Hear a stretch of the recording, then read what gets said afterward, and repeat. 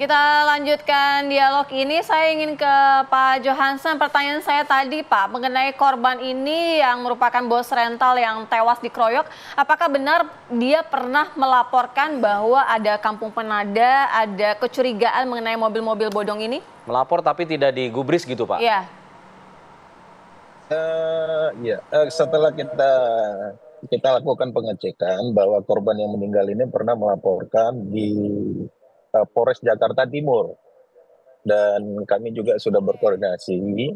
Jadi nantinya khusus laporan yang dilaporkan Pak Burhanuddin ini yang nanganin Polres Jakarta Timur. Jadi kami akan memberi data, kemudian barang bukti, kalau nanti kami akan berkoordinasi, dan penanganan penadaan atau penggelapan yang dilaporkan oleh Pak Burhanuddin dilaporkan di Polres Jakarta Timur, sehingga penanganan di Polres Jakarta Timur. Jadi kami Polda Jateng menanganin kasus 170, kemudian menanganin adalah penadaan yang dilakukan oleh tersangka-tersangka lainnya yang diduga melakukan penadaan dan penggelapan. Nah, modusnya Mbak, saat ini mobil curian itu sangat jarang. Karena dari sistem mobil itu kan sudah sekarang itu sangat safety. Yang ada adalah jual gade dan digelapkan. Kemudian kredit macet, kemudian dijual kembali dan dipakai oleh orang lain. Nah ini yang karena banyak yang menawarkan harga miring, kemudian di media sosial, di Facebook, di segala macam. Dan banyak yang menjual juga, yang dia kredit macet malah dijual juga. Jadi dia banyak yang dari leasing ini melaporkan ke kami, sehingga korbannya justru pihak leasing atau finance. Betul, Mbak. Baik, saya ingin ke Pak Arianto di sini. Pak Arianto, mungkin Anda juga pernah memiliki pengalaman serupa dalam hal penyidikan seperti ini, agar ini kan terjadi, yang jadi miris adalah dia sudah lapor ke polisi, tapi kemudian tidak ada tanggapan, lalu ia datang sendiri dan jadi menjadi korban. Nah ini bagaimana harusnya polisi untuk bisa mengevaluasi ini, Pak, agar kemudian tidak terjadi hal seperti itu lagi? Ya, ini kalau kasus ini kan seakan-akan menggugah ya, betapa bahwa rakyat itu seakan-akan tidak terlindungi dari para penjahat kan gitu kan. Dan kalau fenomena seperti ini, Pak, itu bukan hanya sekarang saja, sudah sejak dulu. Saya dulu tahun 71 sudah jadi polisi itu. Dan polisi karena terlalu banyak kerjaannya ya Pak ya, dibandingkan dengan kejahatan-kejahatan yang terjadi itu, kadang-kadang tidak tertangani. Nah, sehingga yang tertangani itu biasanya dipilih-pilih mana kira-kira kasus yang menarik perhatian umum. Sampai sekarang pun sama juga kan. Betul. Karena terlalu banyaknya beban tugas itu, sehingga yang bisa tertangani itulah. Kalau seandainya ini kejahatan dianggap wah belum meresahkan, belum viral gitu di media sosial begitu. Apalagi dengan adanya anggaran operasional yang tidak ada. Akhirnya kan kalau ada orang lapor kan, kalau nggak ada biayanya ya sudah, mau ngapain kan kalau nggak dikasih duit daripada orang yang lapor, nggak akan ditangani. Itulah kenyataan yang terjadi di lapangan ya selama ini.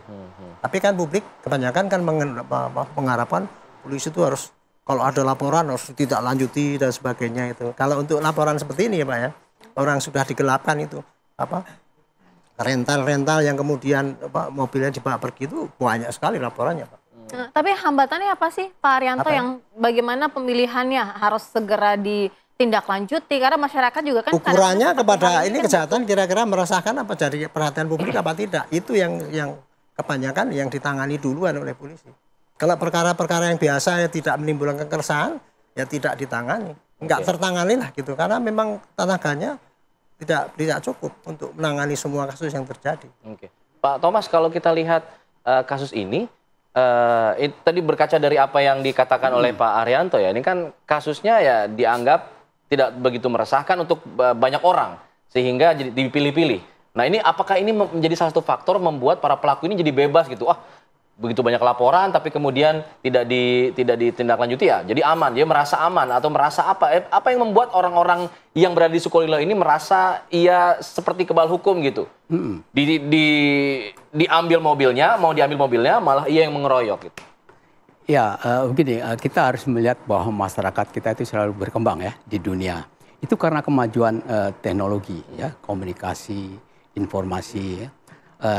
kejahatan memang dari dulu sudah ada, tadi dikatakan Pak Arianto. Dulu tuh nggak ada kejahatan terkait kendaraan bermotor ya. Begal pun kan kalau orang jalan kaki atau pedati itu istilah begal dirampok ya. Nah sekarang ini termasuk juga sebagai kejahatan baru ya terkait kendaraan bermotor ya. Dan ini salah satu kejahatan yang terorganisasi ya, sistematis ya. Itu ada jaringannya ya. Mungkin kan nanti terkait dengan perubahan STNK ya dan sebagainya. Nah ini Pak Arianto lebih tahu barangkali kenapa STNK sudah terjadi ya. Nah sementara itu sekarang komunikasi terbuka ya. Di mana-mana kita seakan-akan liar, apapun bisa terjadi ya. Masyarakat kita menjadi yang disebut keadaan anomi ya.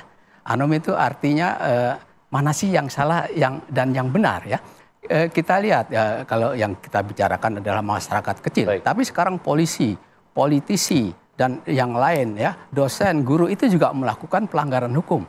Bahkan kekerasan ya. Nah, sekarang ini masyarakat kita ya ada semacam marah ya, kemarahan yang tidak tersalurkan. Kenapa sih kejahatan sekarang kita berkembang banyak dan bukan hanya yang pencopetan. Masif banget. Kalau kita masuk di penjara, sekarang bukan hanya pencopet, tapi di situ ada polisi, ada jaksa, ada hakim, ada dosen, dan itu semua ada profesor, ada di situ semua. Nah ini menggambarkan bahwa kejahatan itu bisa terjadi pada setiap orang. Ya. Nah kembali kepada tadi ada tempat-tempat tertentu yang menjadi penadah ya. Itu sejak zaman dulu sudah ada ya. Dan kalau kita kembali kepada pemerintahan Orde Baru ya, yang otoriter, militeristik, itu di Jakarta ya, saya selama di Jakarta, ada tempat-tempat tertentu ya, Tanah Abang, Pasar Senen, Tanjung Priok, dan lain-lain, itu dikuasai oleh jenderal-jenderal di situ. Jadi sehingga mereka juga merasa aman melakukan kejahatan. Tidak tersentuh begitu ya? Jadi dugaannya Sukolilo juga ada backingan itu gitu Pak? Nah ini saya kira polisi nanti yang akan menyelidiki ya. Tapi kalau ngelihat tadi yang diberitakan oleh Pak polisi tadi, memang ada juga seperti itu. Kita langsung tanyakan kepada Pak Johansen. Pak Johansen, sejauh ini apa yang membuat kasus Kampung Penadah ini, penadahan kasus-kasus seperti ini lama sekali bisa terungkap gitu? Kalau misalnya dari kasus yang pertama, tahun 2019 mereka sudah beraksi, dan tahun 2023 baru tertangkap gitu. Untuk kasus ini juga seperti apa? Karena dugaannya tadi ada backingan katanya Pak. Apakah ini terungkap dari hasil pemeriksaan sementara Pak? Ya, terima kasih Mbak. Perlu saya sampaikan bahwa Polda Jateng pada tahun 2021 telah melakukan pengungkapan kasus perdanaan mobil dan sepeda motor yang akan dikirim ke Timur Leste. Itu sebanyak ratusan beberapa kontainer itu, 3 kontainer yang gudangnya ada di Pati pada saat itu. Gudangnya pengumpulan ada di Pati, kemudian pada saat mau dikirim ke Pelabuhan Tanjung Mas, kita melakukan pengungkapan pada tahun 2021. Kemudian tahun 2023, modus yang sama juga terjadi, tetapi gudangnya ada di Jogja. Tetapi pengiriman itu ke Timur Leste melalui Pelabuhan Tanjung Mas, kita temukan ada 3 kontainer. Yang di dalamnya adalah sepeda motor, yang diduga baru 3 bulan, 4 bulan, dan berbagai jenis mobil, sesuai pesanan dari Timur Leste. Jadi ada mafianya yang ada di sana, sesuai requestnya mereka minta apa. Nah itu ada mafia yang ada di Indonesia. Kemudian yang terakhir, bulan lalu kami mengungkap penadaan, penggelapan, dan pengiriman sepeda motor ke Vietnam. Dan ini kita ungkap ada 2 tersangka yang kita sedang proses, dan kami sedang berkomunikasi dengan polisi Vietnam, dengan Hubiter, difasilitasi dengan Hubiter untuk pembicaraan ini. Jadi ada negara ya pengiriman penadaan mobil ini untuk dikumpulkan wilayah Pati, Jepara, kemudian dikirim ke Timur Leste, kemudian dikirim di Vietnam yang sudah kami ungkap. Jadi kami Polda Jateng bukan baru sekarang, karena peristiwa ini kami bergerak. Tetapi kemarin-kemarin kami sudah melakukan hal yang sama, dan kami sudah expose. Dan ini banyak dari masyarakat maupun pihak leasing datang ke kantor kami dan sudah kami kembalikan. Dan kami sampaikan nanti pada proses peradilan, silakan dihadirkan barang bukti tersebut sehingga mereka melakukan pinjam pakai. Jadi ini bukan karena viral, kemudian kami langsung bertindak. Tapi kami sudah melakukan hal itu dari tahun 2001. Kami menerima informasi bahwa wilayah Jawa Tengah ada tempat mengumpulkan penadan-penadan itu dan dikirim ke luar negeri. Seperti itu, Mbak. Baik. Dari Pak Arianto mungkin bisa menanggapi juga kalau tadi dikatakan dari Pak Johansen ini bukan karena viral kok, ini udah lama dilakukan dan baru terungkap sekarang ada yang kasus ini. Tapi kemudian nyatanya kan tadi Pak Arianto sendiri bilang ini juga terjadi di beberapa daerah lainnya, tidak hanya di Jawa Tengah begitu. Nah, agar kemudian kasus ini Pak tidak ada terkesan tebang pilih itu gimana Pak untuk kemudian polisi bisa menindaklanjuti hal tersebut Pak? Tidak ya, fenomena kesehatan itu saya kayak ke gunung es ya. Yang kelihatan itu cuma sedikit, tapi sebenarnya yang terjadi banyak sekali dan masif di masyarakat. Kalau saya mau ngomong nanti sangkanya saya skeptis ya, kok seakan-akan kita pesimis. Tapi pengalaman saya selama 50 tahun itu, sekarang dihitung lah sekarang ya. Pakai gampang aja, sehari terjadi berapa kecurian kendaraan? Berapa yang ketangkap? Iya, betul. Itu aja, di riset silakan. Tapi kalau saya nggak pernah riset dan nggak tahu, tapi sepengetahuan saya itu tidak sampai 10%-nya yang ketangkep. Jadi otomatis kalau kendaraan hilang itu, otomatis ya jadi kendaraan potong. Kan kosong itu ya. Nah, mengapa jadi marak dalam satu daerah? Itu mungkin Pak Thomas tahu teorinya ya, tapi biasanya itu pelaku-pelaku itu akan meniru success story yang dicapai oleh kalau sana dia begini ternyata kan nggak ditangkap, ternyata kan nggak dilaporkan dan ternyata nggak digerebek. Ya akhirnya yang lain-lain pada ikut. Terjadilah jaringan. Seperti ini penadaan ini tidak selalu terorganisir. Ini hanya kebanyakan orang-orang yang ikut-ikutan ya karena ikut membeli kendaraan kosong karena tidak pernah terima. Bukan berarti ada backingan Pak? Enggak. Contoh ini, saya dulu pernah dinas di Polwil Malang. Itu ya, di sana setiap saya masuk ke kota itu ada 3 terjadi pelanggaran. Kalau nggak melawan arus, nggak pakai helm, boncengan 3. Segitu parahnya. Ketika saya razia, ternyata hampir semuanya kendaraan tuh bodong. Saya lakukan operasi.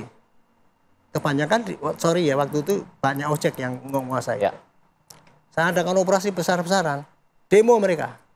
Polsek saya dibakar. Tuntutannya apa?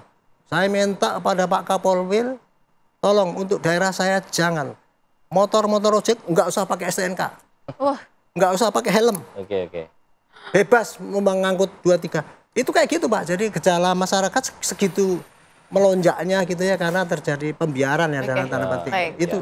Jadi gejalanya kayak itu yang saya alami dalam praktek gitu. Jadi karena lingkungan yang paling utama. Oke, kalau dari Pak Thomas kira-kira apa yang menjadi catatan dari segi hukum paling tidak supaya terberantas habis gitu. Kalau tadi Pak Arianto bilang ini juga karena faktor ikut-ikutan, mereka tidak tercapture, akhirnya mereka juga jadi mudah melakukan aksi kriminal itu. Ya, kejahatan itu tidak bisa diberantas sama sekali ya. Yang bisa hanya dikurangi ya. Kalau bicara secara hukum tentunya yang berwenang untuk menangani kejahatan itu adalah polisi ya. Dan kalau bicara tentang polisi tadi keterbatasannya ya. Polisi kan itu harus ada pengembangan sumber daya manusia, peralatan, dana ya. Ini perlu perhatian dan kalau kita lihat sekarang mestinya idealnya polisi di Indonesia itu jumlahnya sekitar 700.000 lebih lah ya, hampir 8.000. Yang sekarang ada menurut Kapolri kemarin kan sekarang baru 4.300-an. Jadi ini kita ke depan juga kalau kita mau polisi kita tidak ada di medsos percuma lapor polisi, saya kira pengembangan itu juga terkait kepada Kapolri ya, karena dia juga sebagai manajer. Ya, manajer kan manajer organisasi apapun dia harus bisa berusaha bagaimana supaya kerjanya itu efektif sesuai dengan tujuan dan ininya. Ya, terutama juga bagaimana polisi ya sudah ada bagian-bagian yang menyadarkan masyarakat bahwa kita ini negara hukum ya, jangan sampai melakukan hukum karena kalau sampai terjadi hal-hal yang seperti kasus ini itu Anda bisa berurusan dengan hukum, dengan polisi. Baik, semoga jadi catatan dari pihak kepolisian dan kasus-kasus seperti ini terulang kembali dan bisa makin terminimalisir kasus-kasus kendaraan bodong ini. Terima kasih Pak Thomas, terima kasih Pak Arianto, terima kasih Pak Johansen sudah bergabung di Apa Kabar Indonesia Pagi. Supaya karena ini akhir pekan supaya tidak terlalu serius nih, agak-agak tegang nih, saya kasih pantun boleh ya? Boleh dong. Pak Susilo ke dokter bedah. Badan anget kena getah. Desa Sukolilo katanya kampung penadah. Kalau Suko kamu, aku banget dah. Kita jeda dulu. Nanti kita akan bahas soal Pak Prabowo yang kemudian bicara di KTT Gaza, bicara soal Palestina, pasang badan buat Palestina. Nanti kita akan bahas itu usai jeda. Tetap di sini di Apa Kabar Indonesia Pagi.